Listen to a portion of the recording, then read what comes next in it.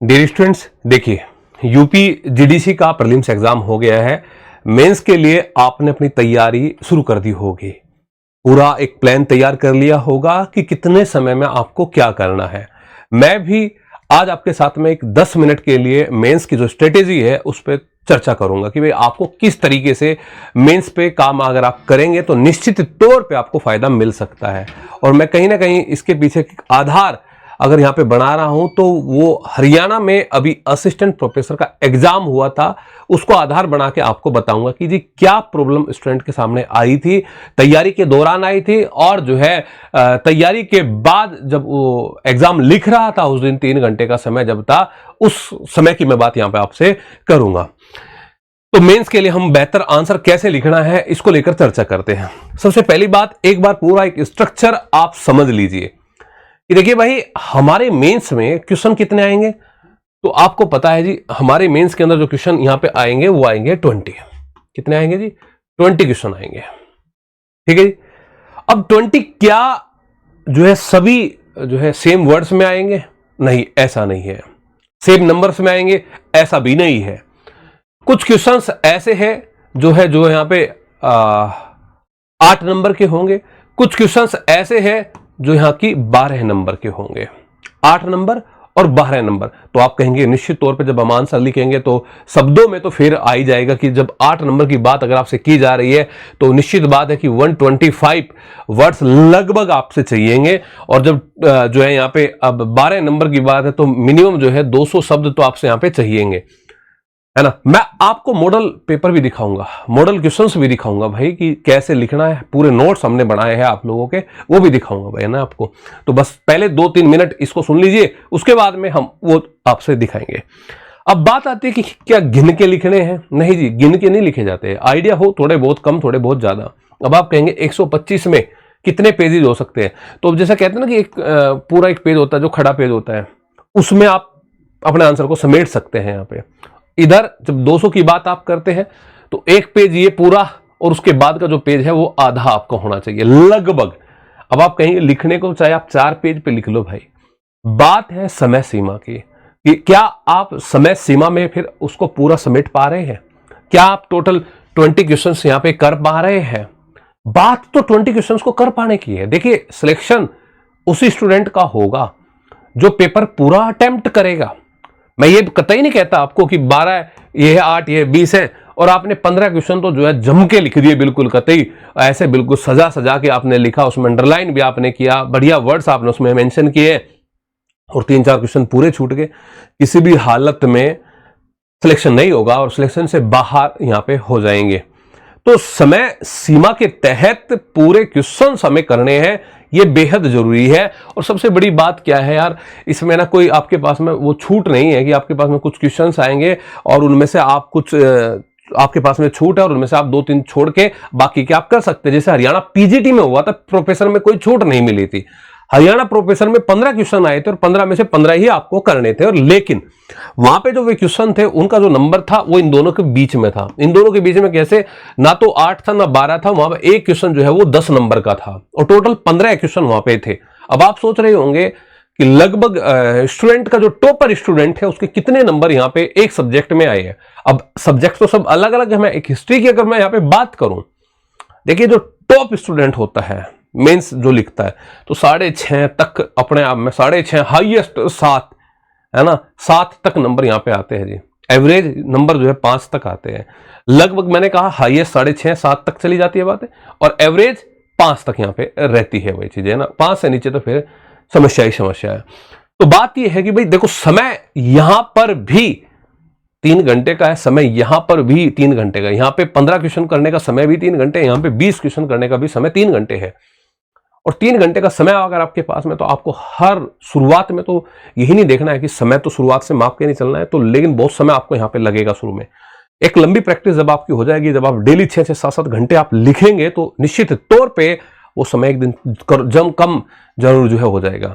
Last में आते आते ना एक सेकंड जो कम करना है वो भी अपने आप में बहुत मायने यहाँ पे रखता है, जब एक सेकंड 5-5 सेकंड यहाँ पे कम होते हैं। अच्छा बात आती है कि आंसर की, क्या दोनों का फॉर्मेट सेम यहाँ पे रहेगा? लगभग देखो आपको इंट्रो आपको करना है, इंट्रो के बाद में आपको जो है बॉडी पार्ट्स करना है, और बॉडी पार्ट के बाद में जो है यहाँ पे आपका कंक्लूजन यहाँ पे आपको करना है। इंट्रो होना है, इंट्रो के बाद में फिर यहाँ पे हम क्या कह रहे हैं, बॉडी पार्ट की बात कर रहे हैं, और प्यारे बच्चों फिर हम कंक्लूजन की बात कर रहे हैं। और इसी में अपने जो आप कहेंगे कंसेप्ट प्लस फैक्ट, दोनों को इसी में आपको शामिल करना है। कंसेप्ट भी लेना है, फैक्ट भी लेना है। देखिए जब हम सिविल के लिए आंसर लिखते हैं तो वहां पे बहुत ज्यादा फैक्ट का मायने नहीं रखता, और बहुत फैक्ट उसमें इंक्लूड करें ये भी नहीं। लेकिन आप एकेडमिक आंसर लिख रहे हैं, और एकेडमिक आंसर में आपको फैक्ट शामिल करने पड़ेंगे। फैक्ट से आप मत बचना, ये आपके लिए काम आएंगे। आपका सब्जेक्ट कोई भी है ना, मैं ये नहीं कह रहा हूं कि आप सिर्फ हिस्ट्री वाले स्टूडेंट की बात कर रहा हूं, आपका सब्जेक्ट कोई भी है, ये जनरल बात है। अच्छा, मैं अब आपको एक अपने आंसर दिखाता हूं, जो हमने मेंस के लिए जो नोट्स तैयार किए हैं। जो हिस्ट्री वाले स्टूडेंट हैं उनके लिए तो वो तो ले सकते हैं, और ले रहे हैं लगातार हिस्ट्री वाले स्टूडेंट। बाकी जो स्टूडेंट है ज्योग्राफी, पॉलिटिकल साइंस, इकोनॉमिक्स, वो बाकी स्टूडेंट, उनको भी मेरी तरफ से एक छोटी सी एडवाइस रहेगी। आपको अच्छा लगे तो आप जरूर इसको यहाँ पे इस पे इंप्लीमेंट करना। जैसे कि एक क्वेश्चन है, कोई भी क्वेश्चन आप देख सकते हैं, किसी भी पार्ट का मैं दिखा दूंगा ना सभी, क्योंकि प्रॉपर ये नोट्स हमारे हैं, और ये हैंड रिटन नोट्स है भाई, है ना। और ये हैंड रिटन नोट्स आपके लिए बनाए हैं, जहां मैप की जरूरत है वहां पे मैप भी बनाया गया है, हैंड रिटन मैप, है ना। ये बहुत काम की चीज आपके लिए यहाँ पे है भाई, है ना।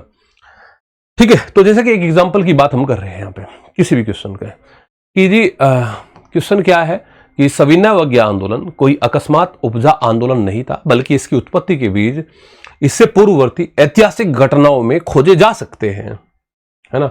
यह कोई एकदम से उपजा हुआ आंदोलन नहीं था। ये कह रहे कथन के संदर्भ में इसके कारण प्रसार क्षेत्र पर टिप्पणी करनी है। तो यहां पे कितनी बात आपको दी गई है, बात दी गई है। सविनय आंदोलन के बारे में कहा है कि ये अकस्मात तुरंत से नहीं उपजा था, इसके पीछे के कारण थे। तो आपको कारण पे भी बात करनी है, आपको बात यहां पे प्रसार पे भी करनी है। इसका एक ओवरऑल आपको एक इंट्रो भी देना है। इंट्रो के बाद में आपको पूरा बॉडी पार्ट भी लिखना, और बाद में इसको समेटना भी है आपको।